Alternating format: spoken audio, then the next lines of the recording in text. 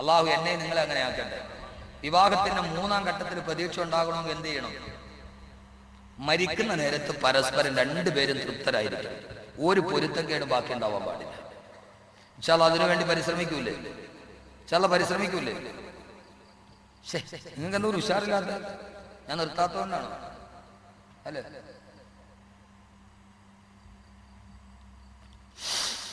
ഇന്ന് ജീവിതത്തിൽ അതിനുവേണ്ടി ഒരു പുതിയ നിയ്യത്തെടുക്കണം. റമളാൻ വരികയാണ്. പരസ്പരം പൊരുത്തം ചോദിക്കണമെന്ന് പോയിട്ട് ചോദിക്കൂല്ലയോ? എന്തിനാ നമുക്കെന്തിനാ ആവശ്യം? നമ്മുടെ ഭാര്യയോട് നമ്മൾ പറയല്ലേ, ഭാര്യമാര് പോയിട്ട് ഭർത്താവിനോട് ചോദിക്കണം, നിങ്ങൾക്ക് എന്നോട് പൊരുത്തമാണോ ഇല്ലേ മരിച്ചാൽ? അള്ളാഹുവിന്റെ പ്രവാചകൻ വഫാത്തിന്റെ സമയത്ത് കിടക്കുകയാണ്. അള്ളാഹുവിന്റെ പ്രവാചകന്റെ അടുക്കൽ പൊന്നുമോള് ഫാത്തിമയുണ്ട്. അള്ളാഹുവിന്റെ റസൂല് കിടന്ന് പൊളയുന്നത് കാണുമ്പോ ഫാത്തിമ കിടന്ന് പൊട്ടിക്കരയാൻ തുടങ്ങി. പൊന്നുമോളുടെ കരച്ചിൽ കേൾക്കുമ്പോ അള്ളാഹുവിന്റെ റസൂല് ഫാത്തിമയെ വിളിച്ചു, ഫാത്തിമ എന്റെ അടുക്കലേക്കൊന്ന് വരുമോ, ഒരു സ്വകാര്യം പറയട്ടെ. അള്ളാഹുവിന്റെ റസൂല് ഫാത്തിമയുടെ ചെവിയിൽ ഒരു സ്വകാര്യം പറഞ്ഞു. അതേവരെ പൊട്ടിക്കരഞ്ഞ ഫാത്തിമ പൊട്ടിച്ചിരിച്ചുവത്രേ. ഫാത്തിമ ചിരിച്ചുവത്രേ. അല്ലാഹുവിന്റെ റസൂൽ എന്ന ഉപ്പ മരിക്കുന്നതിന് മുമ്പ് ഒരു സ്വകാര്യം കേട്ടപ്പോൾ ഫാത്തിമ ബീവി ചിരിക്കുകയാണ്. എന്റെ സഹോദരങ്ങളെ, സഹോദരിമാരെ, ഈ ഒരൊറ്റ സംഭവം പറഞ്ഞിട്ട് ഞാൻ ഈ വിഷയത്തിന് പരിസമാപ്തി കുറിക്കുന്നു. തന്റെ പ്രിയപ്പെട്ട ഉപ്പ മരിക്കുന്ന സമയത്ത് ആ ചാരത്തിനെന്ന് ചിരിച്ച ഫാത്തിമ പിന്നീട് മരിക്കുന്നത് വരെ ഒരൊറ്റ പ്രാവശ്യമല്ലാതെ ചിരിച്ചിട്ടേയില്ല.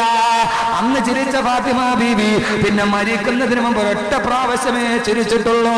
എപ്പോഴാണെന്നറിയുമോ? അല്ലാഹുവിന്റെ റസൂല് വിട പറഞ്ഞു. പ്രിയപ്പെട്ട ഉപ്പയുടെ ഖബറടക്കിയിട്ട് അനസ് റളിയല്ലാഹു അൻഹു തിരിച്ചു വരുമ്പോ ഫാത്തിമ ബീവി ചോദിച്ചു അത്രേ, അനസേ അതാബത്തും വസുകും അൻ തഖതു അലാ റസൂലില്ലാഹി സ്വല്ലല്ലാഹു അലൈഹി വസല്ലമ അത്തുറാബ്, എന്റെ ഉപ്പാന്റെ ശരീരത്തിലേക്ക് മണ്ണെടുത്തിടാൻ നിനക്ക് എങ്ങനെ തോന്നി അനസേ? ബഹുമാനപ്പെട്ട ഫാത്തിമ ബീവിക്ക് ദുഃഖമായി. ഉപ്പ മരിച്ച ദുഃഖമാണ്. ഖുർആനിലെ മക്കൾ പറയുമ്പോൾ ഇത് പറയണമെന്ന് എനിക്ക് ആഗ്രഹമുണ്ടായിരുന്നു. അതുകൊണ്ടാണ് ഞാൻ അവസാനം ഇത് പറഞ്ഞിട്ട് പോകുന്നത്. വിഷയത്തോട് നീതി പുലർത്തണ്ടേ നിങ്ങളെ? ഭാര്യയും ഭർത്താവും ഇതിനു വേണ്ടി പരിശ്രമിക്കണം. പിന്നീട് അല്ലാഹുവിന്റെ റസൂല് വഫാത്തായതിനു ശേഷം ഫാത്തിമ ബീവിക്ക് എപ്പോഴും ദുഃഖമാണ്. അല്ലാഹുവിന്റെ റസൂല് വഫാത്തായി 6 മാസം കഴിഞ്ഞപ്പോൾ പൊന്നുമോള് ഫാത്തിമ വഫാത്തായി. പെങ്ങളെ, ഫാത്തിമ ബീവി വഫാത്താകുമ്പോ ഫാത്തിമ ബീവിയുടെ വയസ്സൊരു റിവായത്ത് പ്രകാരം വെറും 26 വയസ്സാണ്. 26 വയസ്സിൽ മരിച്ചുപോയൊരു പെണ്ണ് ലോകത്തിന്റെ പ്രകടോദാഹരണമായി, ലോകത്തിന്റെ പ്രകാശമായി മാറി. ഫാത്തിമ ബീവി പ്രിയപ്പെട്ട അലിയുടെ കൂടെ ജീവിക്കുകയാണ്. പിതാവ് മരിച്ച ദുഃഖമാണ്. പിന്നീട് കളിയില്ല, ചിരിയില്ല. ഫാത്തിമ കണ്ണിൽ സുറുമ പോലും എഴുതാറില്ല, നല്ല വസ്ത്രം ധരിക്കാറില്ല, സുഗന്ധം പൂശാറില്ല. ഫാത്തിമയ്ക്ക് എപ്പോഴും ദുഃഖമാണ്. ഫാത്തിമയ്ക്ക് എപ്പോഴും വിഷാദമാണ്. ഫാത്തിമ റളിയല്ലാഹു അൻഹയ്ക്ക് എപ്പോഴും സങ്കടമാണ്. എന്റെ ഉപ്പ, എന്റെ ഉപ്പ, എന്റെ ഉപ്പ, എന്റെ ഉപ്പ എന്ന വിഷാദം മാത്രമാണ് ചിന്തയിലുള്ളത്. എന്റെ ഉപ്പാന്റെ അടുക്കലെത്തണം. അല്ലാഹുവിന്റെ റസൂൽ വഫാത്താകുന്നതിന് മുമ്പ് ചെവിയിൽ പറഞ്ഞ സ്വകാര്യമുണ്ട, ഫാത്തിമ കരയണ്ട, എന്റെ കുടുംബത്തിൽ നിന്ന് ആദ്യം എന്റെ അടുക്കലേക്ക് വരുന്നത് നീയാണ് മോളെ. എന്റെ മക്കളിൽ നീയാണ് വരുന്നത്, എന്റെ മക്കളിൽ നീയാണ് വരുന്നത്. എന്റെ ഉപ്പാന്റെ അടുക്കലെത്തണം, എനിക്ക് പെട്ടെന്ന് മരിക്കണം, എന്റെ ഉപ്പാനെ കാണണം, എനിക്ക് സ്വർഗത്തിലെത്തണം. ഒരു മകളെ അല്ലാഹു നമുക്കും അങ്ങനെ തരട്ടെ, ഒരു മകളെ അല്ലാഹു നമുക്ക് അങ്ങനെ തരട്ടെ. പൊന്നു സഹോദരങ്ങളെ, നമ്മൾ പറയാറുണ്ട് 2 എണ്ണം ആണാണ്. അവസാനം ഒരു പെണ്ണിനെ കിട്ടിയാൽ പെണ്ണിന് ഉപ്പയോടുള്ള സ്നേഹം വല്ലാത്ത സ്നേഹമാണ്. അങ്ങനെ ആഗ്രഹിച്ച സഹോദരന് 3ാമത്തതും ആണാണ്. അല്ലാഹു 3 ആൺമക്കളെയും അല്ലാഹു സാലിഹീങ്ങളാക്കട്ടെ, അല്ലാഹു ഹാഫിളീങ്ങളാക്കട്ടെ. സഹോദരങ്ങളെ, എല്ലാവർക്കും അങ്ങനെ ഒരു ആഗ്രഹമുണ്ട്. അല്ലാഹു കബൂലാക്കട്ടെ, അല്ലാഹു കബൂലാക്കട്ടെ. ഉപ്പാന്ന് വിളിക്കാൻ ഒരു പൊന്നുമോളുണ്ടെങ്കിൽ ചുണ്ടുകൊണ്ട് ഉപ്പാന്റെ ചാരത്ത് നിൽക്കുന്നത് പെൺമക്കളാണ്, ആൺമക്കളല്ല. അല്ലാഹു നമുക്കൊരു പെൺകുഞ്ഞിനെ തരട്ടെ, അല്ലാഹു നമുക്കൊരു പെൺകുഞ്ഞിനെ തരട്ടെ. അല്ലാഹുവേ, നീ സ്വീകരിക്കണേ തമ്പുരാനെ, നീ സ്വീകരിക്കണേ തമ്പുരാനെ. അടുത്തത് നീ തരുന്നത് ഒരു പെൺകുഞ്ഞായിരിക്കണേ അല്ലാഹുവേ. അടുത്തത് നീ എനിക്ക് നൽകുന്നത് പെൺകുഞ്ഞായിരിക്കണമേ അല്ലാഹുവേ. അല്ലാഹുവിന്റെ റസൂല് പറഞ്ഞു, മൻകാനത്തിലഹു തലാത ബനാത്, ആർക്കെങ്കിലും 3 പെൺമക്കളുണ്ടെങ്കിൽ, ഔ തലാത അഖവാത്ത്, ആർക്കെങ്കിലും 3 സഹോദരിമാരുണ്ടെങ്കിൽ അവരെ 3 പേരെയും കെട്ടിച്ചു വിട്ടാൽ അവന് സ്വർഗം ഉറപ്പാ. അവന് സ്വർഗം ഉറപ്പാണ്. അള്ളാഹു നമുക്ക് സ്വർഗം തരട്ടെ. അവസാനമായി ബഹുമാനപ്പെട്ട ഫാത്തിമ ബീവി ദുഃഖത്തിൽ മാത്രമായിട്ട് ഇങ്ങനെ കഴിഞ്ഞുകൂടുകയാണ്. അവസാന മാസങ്ങൾ 6 കഴിഞ്ഞു. ഒരു ദിവസം രാവിലെ ഫാത്തിമ ബീവി എഴുന്നേൽക്കുമ്പോ അന്ന് വല്ലാത്ത സന്തോഷമാണ്, അന്ന് വല്ലാത്ത പുഞ്ചിരിയാണ്, എന്തോ ഒരു വല്ലാത്ത ഉന്മേഷം പോലെ.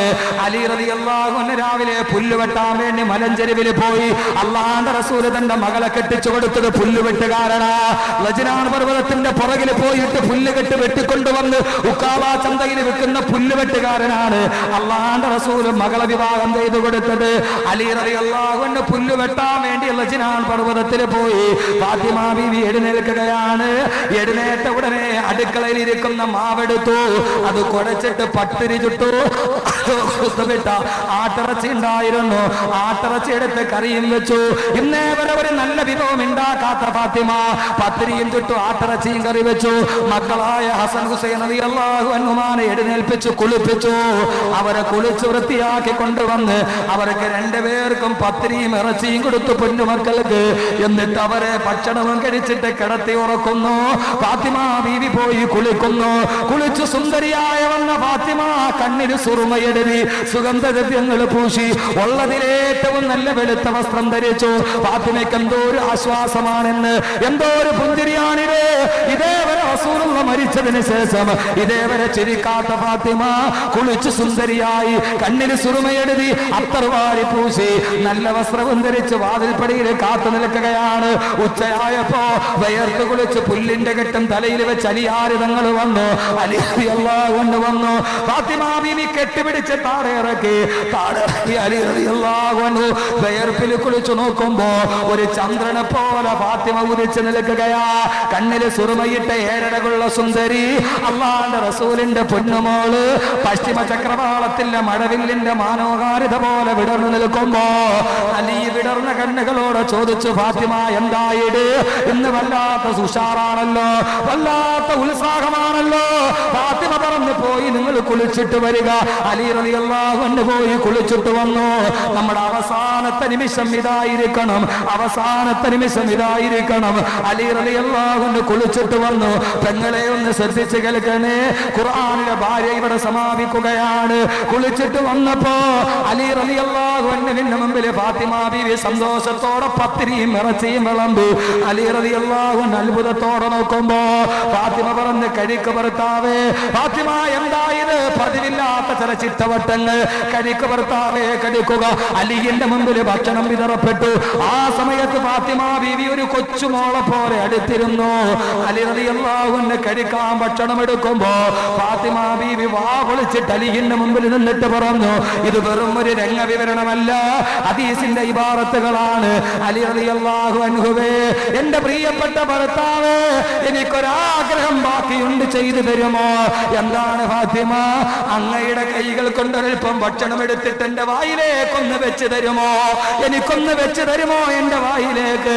അലി റളിയല്ലാഹു അൻഹു ചോദിച്ചു, എന്താ ഫാത്തിമ ഇത്? എന്റെ ഒരു ആഗ്രഹമാണ്.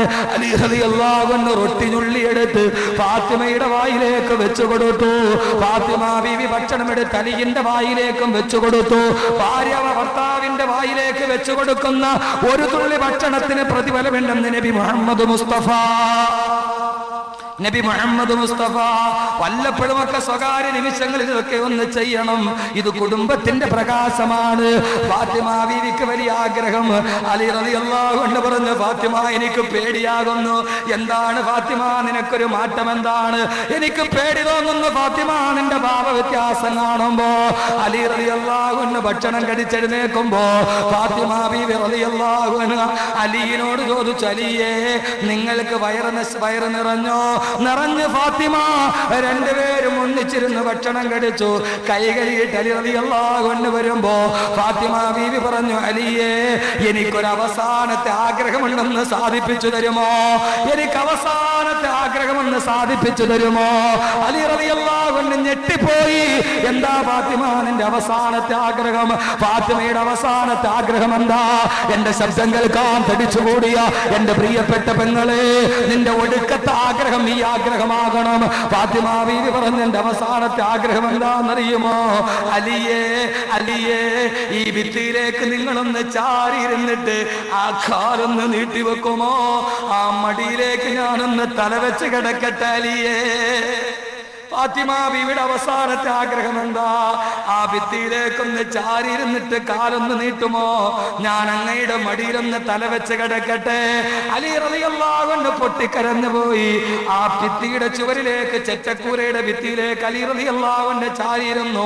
കാലങ്ങ് നിവർത്തി വെച്ചു. ഫാത്തിമ ബീവി തന്റെ ഭർത്താവിന്റെ മടിയിലേക്ക് തലവെച്ചു. എന്നിട്ട് തന്റെ പ്രിയപ്പെട്ട അലിയുടെ മുഖത്തേക്ക് നോക്കിയിട്ട് ചോദിക്കുന്നു, അലിയേ അലിയേ, അല്ലാഹുവിന്റെ റസൂൽ നിങ്ങളുടെ കയ്യിൽ എന്നെ പിടിച്ചേൽപ്പിച്ചതാണ്. ഒരു കൂരയുടെ കീഴിൽ ഇത്ര നാളും നമ്മൾ ജീവിച്ചതാണ്. 2 മക്കളെ നിങ്ങൾക്ക് വേണ്ടി ഞാൻ പ്രസവിച്ചതാണ്. നിങ്ങളോട് ഞാൻ വിട പറയുമ്പോ അലിയേ, എന്റെ കാര്യത്തിൽ നിങ്ങൾക്ക് പൂർണ്ണ പൊരുത്തമുണ്ടോ അലിയേ? ഭർത്താവേ, എന്നോട് നിങ്ങൾക്ക് പൂർണ്ണ പൊരുത്തമാണോ? നിങ്ങൾക്ക് ഇഷ്ടപ്പെടാത്തത് എന്തെങ്കിലും ഈ ഫാത്തിമ നാവ് കൊണ്ടോ ഹൃദയം കൊണ്ടോ ചെയ്തിട്ടുണ്ടോ? അലി റളിയല്ലാഹു അൻഹുവിന്റെ മറുപടി 2 തുള്ളി കണ്ണുനീരാണ്. മടിയിൽ കിടക്കുന്ന ഫാത്തിമയുടെ മുഖത്തേക്ക് 2 തുള്ളി കണ്ണുനീര് വീണു. അലി ഫാത്തിമയുടെ കയ്യിലോട്ട് പിടിച്ചിട്ട് പറഞ്ഞ, ഫാത്തിമ, ഇതേവരെ എനിക്ക് ഇഷ്ടപ്പെടാത്തതൊന്നും നീ ചെയ്തിട്ടില്ല ഫാത്തിമ. എനിക്ക് നിന്റെ കാര്യത്തിൽ പൂർണ്ണ തൃപ്തിയാണ് ഫാത്തിമ. പെങ്ങളെ, ഫാത്തിമ ചിരിച്ചു. ഫാത്തിമ ചിരിച്ചു. അല്ലാഹുവിന്റെ റസൂലിന്റെ മുഖത്തിരുന്ന് ചിരിച്ച ഫാത്തിമ പിന്നീട് ആദ്യമായിട്ട് ചിരിക്കുകയാണ്. ഫാത്തിമയുടെ മുഖം വിടർന്നു. ഫാത്തിമ ബീവി ചിരിക്കുകയാണ്. എന്നാൽ ഇനി ഞാൻ പോകട്ടെ അലിയേ. എവിടേക്കാണ് ഫാത്തിമ? എന്റെ ഉപ്പാന്റെ അടുക്കലോട്ട് പോവുകയാ. അശ്ഹദു അല്ലാ ഇലാഹ ഇല്ലല്ലാഹ് വഅശ്ഹദു അന്ന മുഹമ്മദർ റസൂലുള്ളാഹ്. ഫാത്തിമയുടെ ചുണ്ടുകൾ നിലച്ചു. അലി റളിയല്ലാഹു അൻഹുവിന്റെ മടിയിൽ തലവെച്ച് തന്റെ ഭർത്താവിന്റെ പൊരുത്തം ചോദിച്ച് ഭർത്താവിന് തൃപ്തിയാണെന്നറിഞ്ഞ് ഫാത്തിമ എന്നേക്കുമായി കണ്ണടച്ചു. പെങ്ങളെ, ജീവിതത്തിലെ ഏറ്റവും വലിയ സൗഭാഗ്യമാണിത്. അള്ളാഹു നമുക്ക് തൗഫീക്ക് നൽകട്ടെ. എന്തിനാണ് ഈ മത്സരം? എന്തിനാണ് ഈ തമ്മിലടി? ഒരു കൂരക്കുള്ളിൽ ജീവിച്ചിട്ട് പരസ്പരം എന്തിനാ ഈ സ്പർദ്ധ? എന്തിനാ?